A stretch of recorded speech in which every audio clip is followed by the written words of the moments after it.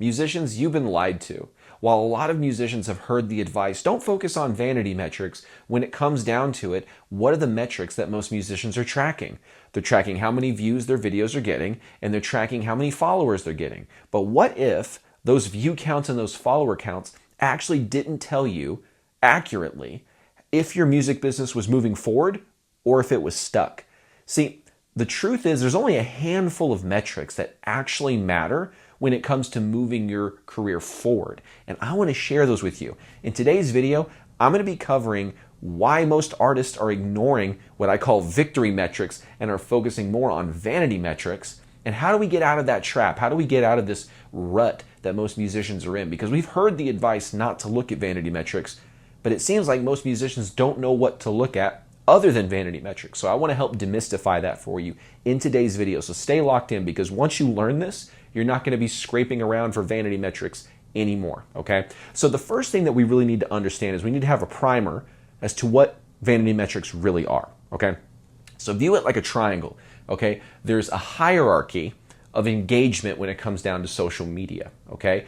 Because you could obviously imagine someone that just views your video, they probably don't have very much skin in the game there, right? They just saw your content and now they're on to the rest of their day, on to their business, right? So a view is a pretty low standard of measurement as to whether your music business is moving forward, right? Because sometimes I watch videos and I really enjoy them and I forget to like them and comment and I just keep on scrolling about my day. So a view could simultaneously be someone who has no desire, no interest in your music business, or someone who does like you and does like your music, and you would have no idea which is which, right? So that's why views, people look at views because they assume, oh, the bigger the view count I have, that means the more fans I have. That's not exactly true.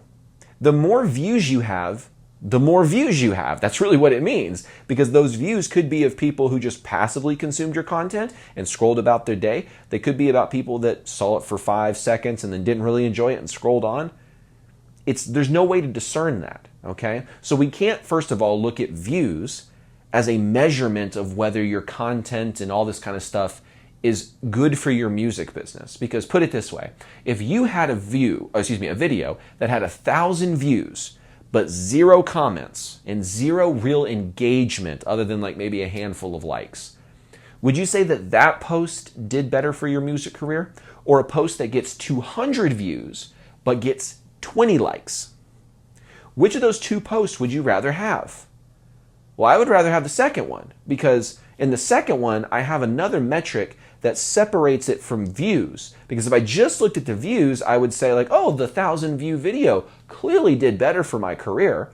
But no, maybe it just did better on your social media marketing at getting views, but that doesn't mean it was actually a good vehicle to get fans, okay? So you can't look at views as the only metric to determine whether a piece of content or any marketing is performing well. The second is your follower count. This one blows a lot of people's minds because they think, well, duh, Dax, if I get my follower count up, that means I have a lot of people that are interested in my music. And again, you can have that sort of thing happen, except there's one fatal flaw in this plan. It relies on an assumption about how social media works that it just currently doesn't work like anymore. What do I mean?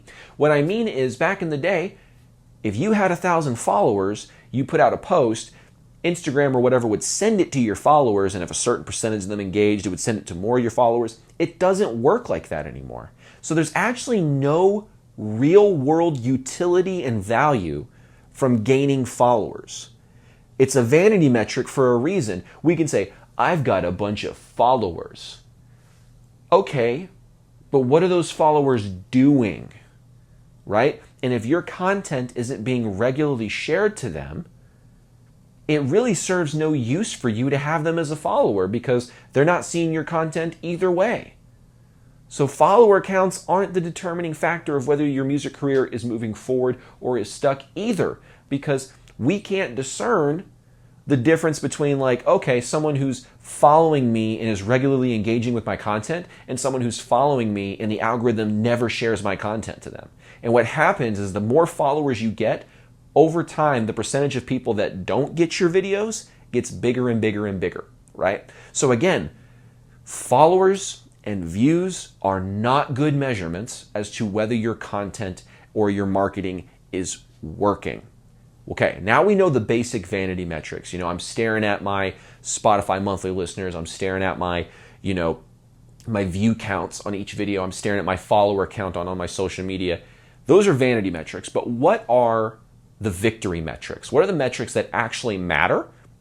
And if you start analyzing from this perspective, you'll actually know what's moving you forward. I said it earlier. I kind of gave it away. First of all, comments. Comments are the first thing that you should look at. If I post out a video and one of them gets 200 views and 20 comments and one gets 1,000 views and 0 comments, I would want to look at what did I do to get those 20 comments in the 200 view video. Okay? Now, who's commenting?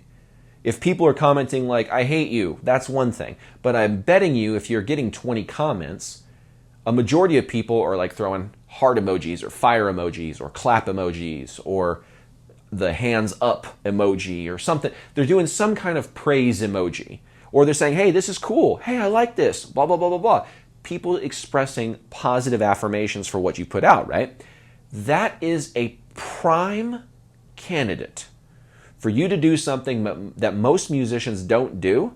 But if you start doing this, you're actually going to build your real fan base. Because I would argue a lot of musicians don't have a fan base. They have kind of a faux, fake fan base. Because they're like, look at my follower count. That's my fan base. No, it's not.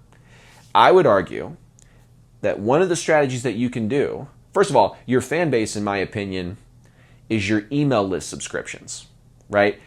Because those are the people that you can contact directly with no algorithm deciding whether or not they get your email. If they're in your email list and they have a good email they sent you, they gonna get that email. You know what I'm saying? But you can never guarantee that your posts are actually going to get to them on social media, right? So first of all, I would look at that. But the question becomes, how do I get them into the email list? There seems to be this gap from they comment on my video to they join my email list. What's the thing that happens in the middle that I need to do to make sure that that happens? You need to DM them. You need to reach out to them.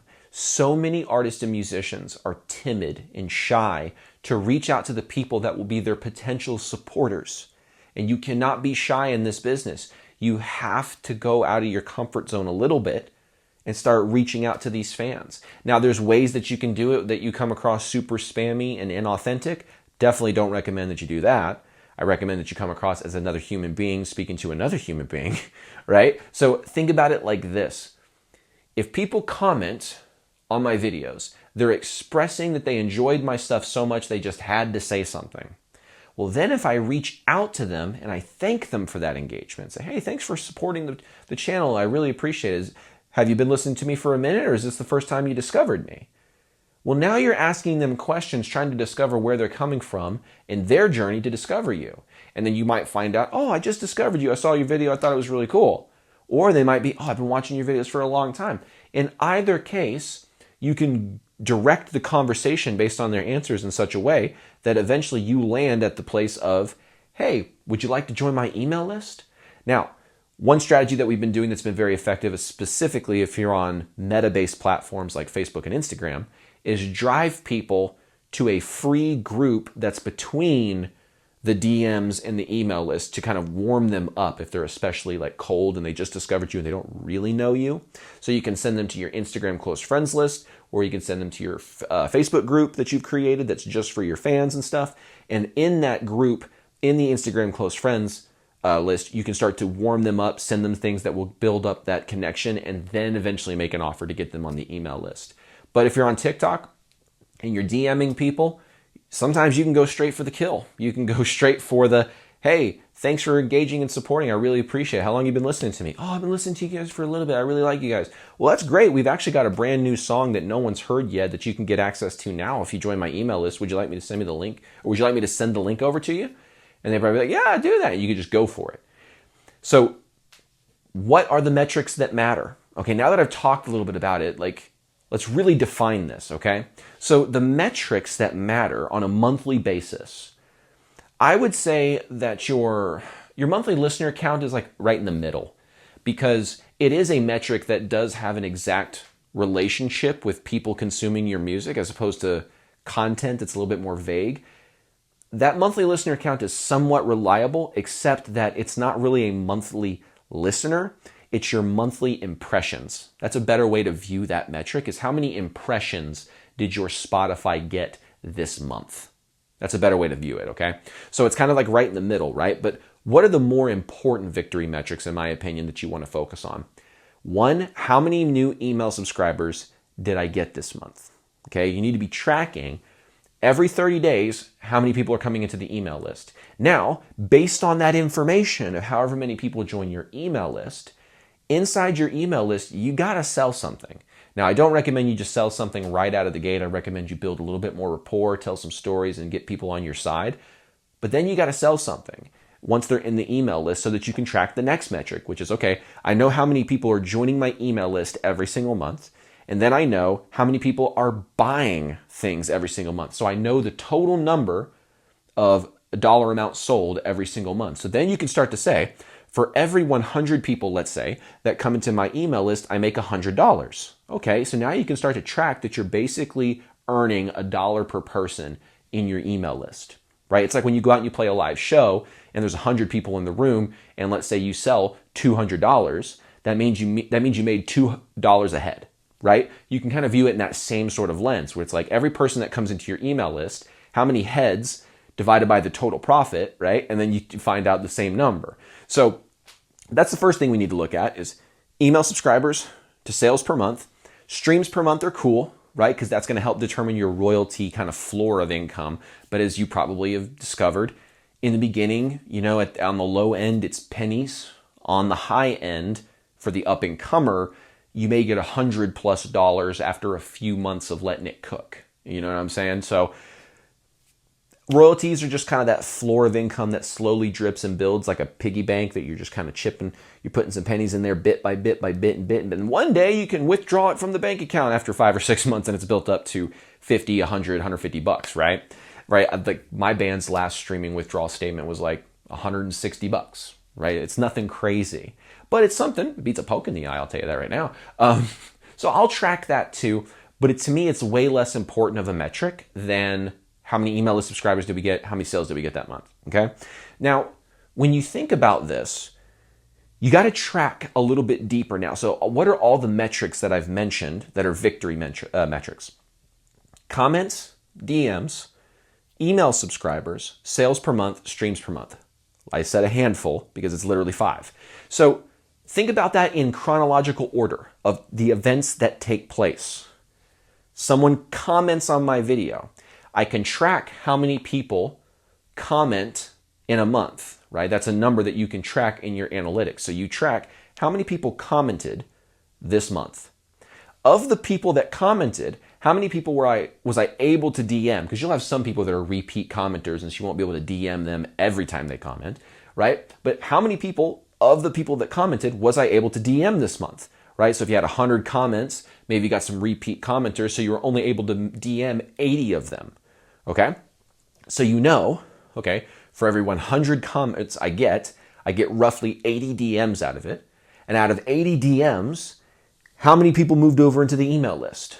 Now you can start tracking based on how many comments I get, how many people I could expect to DM and expect to get into my email list.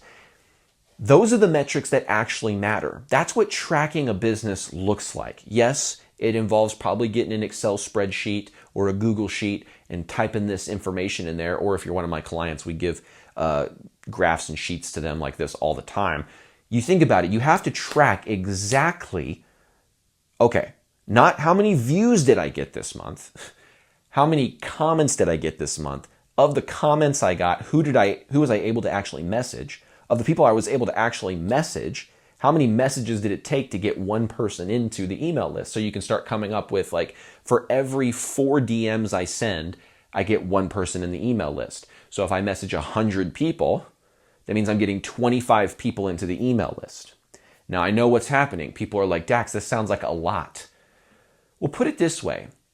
If you, one, have a spreadsheet where you're keeping track of this information, it makes things way less anxiety filled.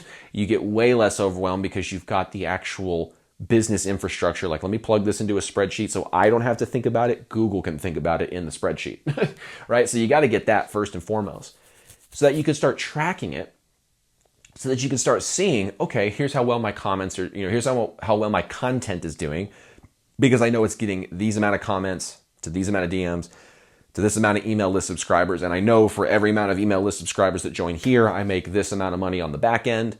Like, that's a system. That's something that you can rely on. A view is not reliable.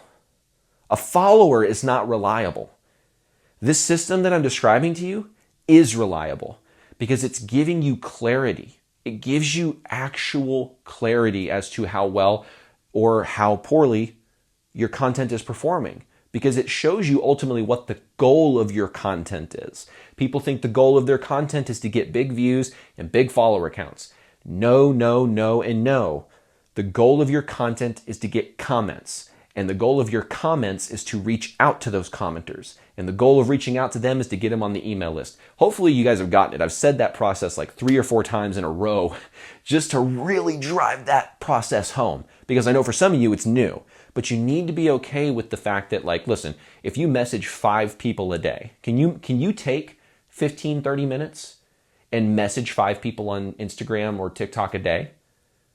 That's not that many people. Sure, it'll grow over time, but like I said, if you're keeping track of this, like every person you message, you're putting into a spreadsheet so that you can keep track of all this stuff, it becomes way easier to manage than just trying to hold all that information in your head, right? So if you'd like some help implementing these systems one-on-one in your music business, click the link that's in the description. We can set up a free one-on-one call to see if it'd be a good fit to kind of help you implement these systems into your music business. Otherwise, hit the subscribe button, the like button, the notification bell, all that kind of good YouTube-y stuff so that you can catch the next Musicians Ignite video that comes your way. Thanks for watching today, guys. Take care.